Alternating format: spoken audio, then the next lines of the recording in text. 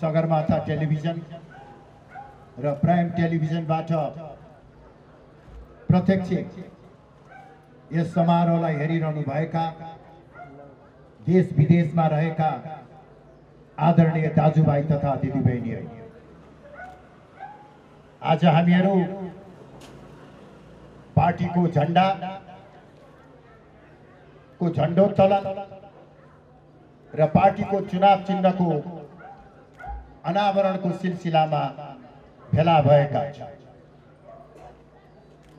Covid महामारीको प्रकोप र पार्टी एकतापछि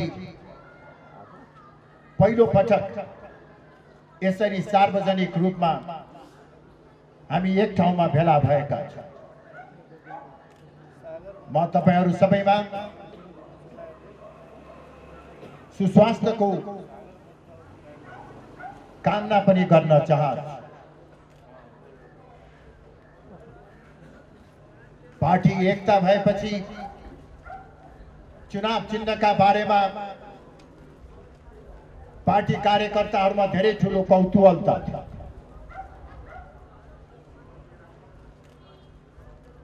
चुनाव चिन्हलाई लिएर कहीं कतै पार्टीमा फेरि दरार पैदा हुने हो कि विभाजन तर्फ जाने हो कि भन्ने चिन्ता र चासो रहेको थियो।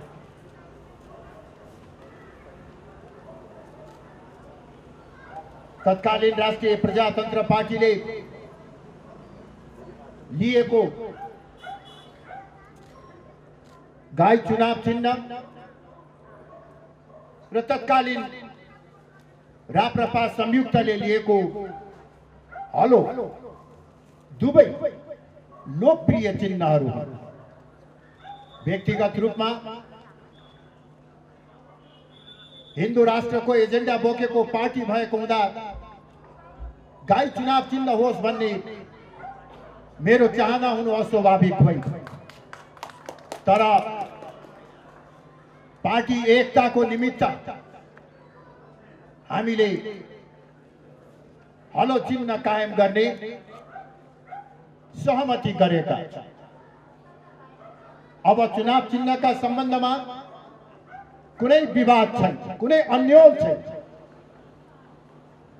र म आज यही मञ्चबाट देशभरिका पार्टीका कार्यकर्ता, सहयोगी, शुभचिन्तकहरूलाई भन्न चाहन्छु, हामीले अवलम्बन गरेको हलो चुनाव चिन्हको पनि धेरै ठूलो महत्त्व र विशेषता छ।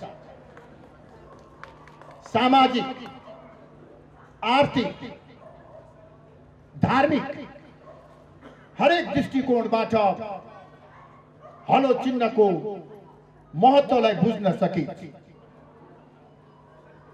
कृषकहरूको जीवनसँग गाँसिएको औजार मात्र नभएर धार्मिक सांस्कृतिक दृष्टिकोणबाट पनि यसको धेरै ठूलो महत्त्व छ। तपाईहरुले विभिन्न शास्त्र र पुराणहरुमा सुन्नु भएको होला, देख्नु पनि भएको होला। भगवान बलरामको प्रतीकको रूपमा हलो रहेको छ।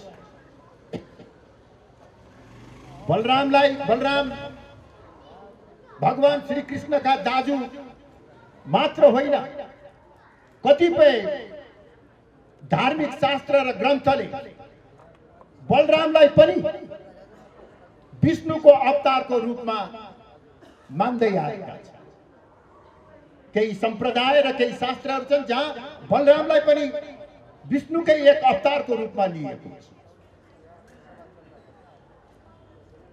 भगवान बलरामको प्रतीक चिन्हको रूपमा रहेको हलोलाई हामीले पार्टीको चुनाव चिन्ह कायम गर्ने सौभाग्य पाएका छौँ।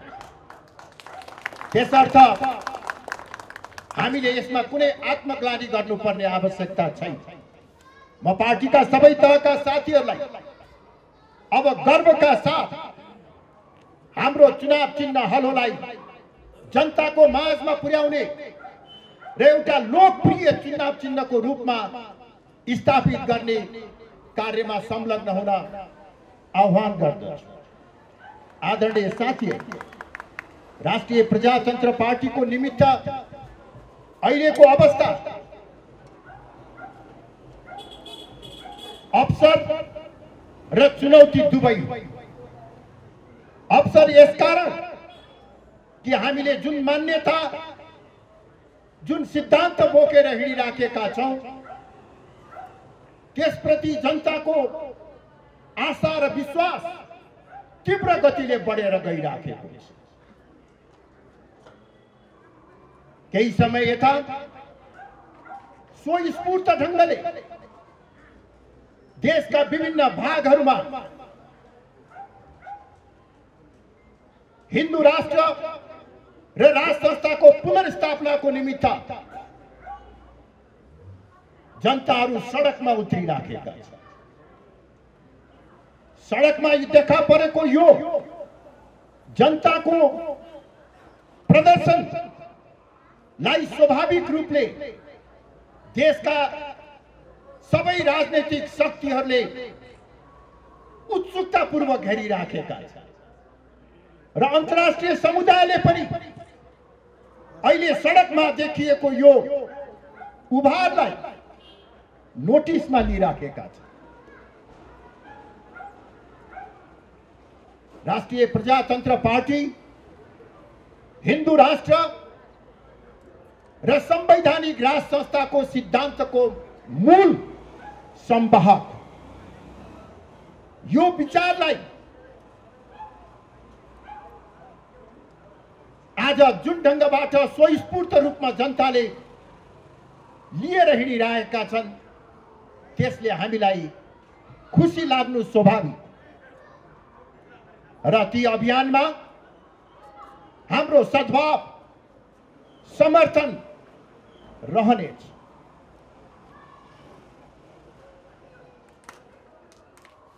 राष्ट्रिय प्रजातन्त्र पार्टी देशको एउटा महत्त्वपूर्ण राजनीतिक शक्ति हो। हामीले यो जुन एजेन्डा बोकेर हिँडेका छौं, यो केवल राजनीतिक स्वार्थका लागि होइन, कुनै एउटा संस्था वा व्यक्तिको पुनर्स्थापनाको विषय पनि होइन। यो देशको राष्ट्रिय अस्तित्व, स्वतन्त्रता र सार्वभौमिकतासँग गाँसिएको विषय। अहिले जुन किसिमबाट हिन्दू राष्ट्र र राष्ट्र संस्थाको पक्षमा जनप्रदर्शन भइराखेको छ, त्यो नितान्त स्वाभाविक जनताको भावनाको अभिव्यक्ति। त्यसका मुख्य रूपले तीनवटा कारण छन् भन्ने मलाई लाग्दछ। पहिलो कारण, अब नेपाली जनताले बिस्तारै यो हिन्दू राष्ट्र र राष्ट्र संस्थालाई हटाउने कार्य बाह्य शक्तिको दबाव र प्रभावमा भएको रहेछ भन्ने सत्यलाई बिस्तारै नेपाली जनताले बुझ्न थाले। दोस्रो, 12 वर्ष अघि आमूल परिवर्तन गर्ने नाउँमा सदियौंदेखिको दास्ताबाट जनतालाई मुक्त तुल्याउने नाउँमा जसरी गणतन्त्र, धर्मनिरपेक्षता र संघीयता लादियो, देशको सम्पूर्ण रोग भोग, अशिक्षा र गरिबीको मूल कारण र कारक नै हिन्दू राष्ट्र र राष्ट्र संस्था हो भन्ने ढंगबाट प्रचार गरियो। अहिले 12 वर्ष पछाडि आएर जनताले कुनै सकारात्मक परिवर्तनको अनुभूति गर्न पाएका छैनन्। शान्ति, स्थिरता र समृद्धिको आशा राखेर जनताले नेपाल कम्युनिस्ट पार्टी, जो सबैभन्दा बढी गणतन्त्र, धर्मनिरपेक्षता र संघीयताको आवाज उठाउँथ्यो त्यही पार्टीलाई जनताले झन्डै 2/3 बहुमत दिए। तर जनताले सकारात्मक परिवर्तनको अनुभूति गर्न पाएन। यही कारणले गर्दा जनतामा असन्तुष्टि र आक्रोश बढेको छ। परिवर्तन जनताले खोजिराखेका छन्। तेस्रो कारण पनि छ। त्यो तेस्रो कारण यो 12 वर्षको बीचमा राजा ज्ञानेन्द्र र राज संस्थाले प्रदर्शन गरेको शालीन र मर्यादित व्यवहार पनि। विवादास्पद ढंगबाट गणतन्त्र स्थापना गरेर राज संस्थालाई हटाउने कार्य हुँदा पनि मुलुकलाई रक्तपातबाट जोगाउनको निमित्त 2065 साल जेठ 29 गते मेरो आँखा अगाडि अहिले पनि नारायणी राजदरबारबाट राजाले रानीलाई बगलमा राखेर हात हल्लाउँदै मुस्कुराउँदै बाहिर गएको देखेका छौं। विवादास्पद भए तापनि द्वन्द्वबाट मुलुकलाई जोगाउनको निमित्त राजाबाट सहयोग भयो र यो 12 वर्षको बीचमा राजाले केही सामाजिक सांस्कृतिक गतिविधि बाहेक र देश र जनताले भोग्नु परेको पीडा का विषयमा बाहेक राजनीतिलाई प्रभावित गर्ने, राजनैतिक दलहरूलाई कमजोर बनाउने कुनै किसिमको व्यवहार गतिविधिहरू भएका छैन। जनताले राजा आऊ देश बचाऊ भन्ने नारा लगाइराखेको अवस्थामा पनि राजाको कुनै प्रतिक्रिया हामीले देखेका छैनौं। यस कारणले गर्दाखेरि पनि जनतामा राज संस्था प्रतिको आस्था र विश्वास बढेर गयो। एउटा राजा हटाएर दर्जनौं नयाँ राजाहरू खडा भएको जनताले देखिराखेका छन्। त्यही कारणले जनता परिवर्तन खोजिराखेका छन्। म यो अवस्थामा भन्न चाहन्छु, अब सडकमा प्रदर्शन गरिरहेका साथीहरूलाई पनि भन्न चाहन्छु, राजा आऊ देश बचाऊ होइन, अब जनता आऊ राजा ल्याऊ देश बचाऊ भनेर भन्नुपर्ने बेला आयो।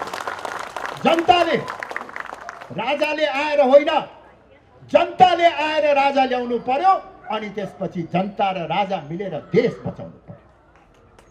यो हो अहिलेको समयको माग र म सडकमा आन्दोलन गरिराखेका सम्पूर्ण राष्ट्रवादी साथीहरूलाई यो पनि विनम्रतापूर्वक निवेदन गर्न चाहन्छु।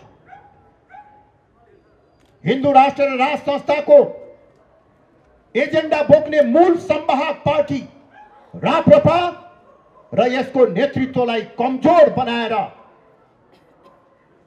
गन्तव्यमा पुग्न सकिन्न। राप्रपा एउटा स्थापित संगठन हो। यो संगठनको नेतृत्व र छत्रछायामा सम्पूर्ण राजावादी हिन्दूवादी राष्ट्रवादीहरूलाई एकताबद्ध हुनको निमित्त म आह्वान गर्न चाहन्छु। र यसका साथसाथै म सरकार,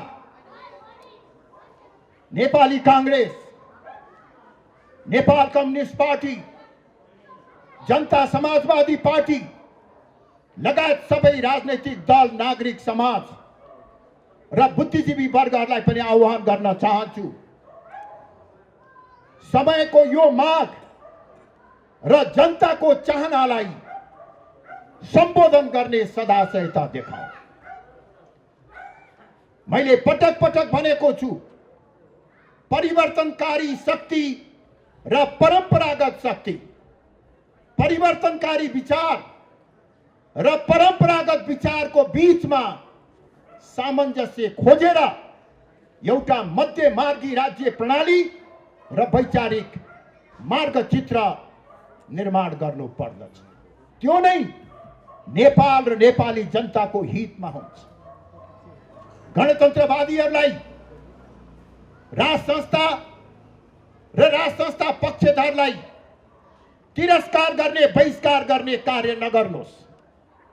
म राज संस्था पक्षधर साथीहरूलाई र राप्रपाकै साथीहरूलाई पनि भन्दछु, गणतन्त्र र गणतन्त्रका विचारका संवाहकहरूलाई पनि धारे हात लगाएर सराप्ने काम नगर। यदि नेपालमा हामी स्थिरता चाहन्छौँ भने यी दुवै शक्ति र विचारहरूको बीचमा एकता भएर मात्रै त्यो लक्ष्य प्राप्त हुन सक्छ। जसरी हिजो आन्दोलनको राततापमा गणतन्त्र पक्षधरहरूले राज संस्थालाई पाखा लगाएर निषेध गर्ने काम गरे, हिन्दू राष्ट्रलाई समाप्त पार्ने काम गरे, निषेधको व्यवहार गरे। यदि त्यस्तै किसिमको व्यवहार आचरण राज संस्था पक्षधरहरूले पनि राख्ने हो भने, निषेधको मानसिकता राख्ने हो भने देश द्वन्द्वमा जाने बाहेक केही आउँदैन। यो वास्तविकतालाई दृष्टिगत गर्दै देशको अस्तित्वको रक्षा, राष्ट्रियताको सुदृढीकरणका निमित्त म सबै राजनीतिक दलहरूलाई पनि उदार भावनाले परस्पर सहमति र सम्झौताको नेपाली संस्करणको मौलिक प्रजातन्त्रको विकास गर्ने कार्यमा योगदान पुर्याउनको निमित्त आग्रह गर्न चाहन्छु। त्यो सम्भव छ। परिवर्तनकारी शक्ति र परम्परागत शक्तिको बीचमा सामञ्जस्यता र एकता सम्भव छ। त्यही मान्यतालाई राष्ट्रिय प्रजातन्त्र पार्टीले अवलम्बन गरेर गइराखेको छ। आदरणीय साथीहरू, यसको निमित्त अनुकूल अवसर सिर्जना भएको छ। जनता जागेको छ।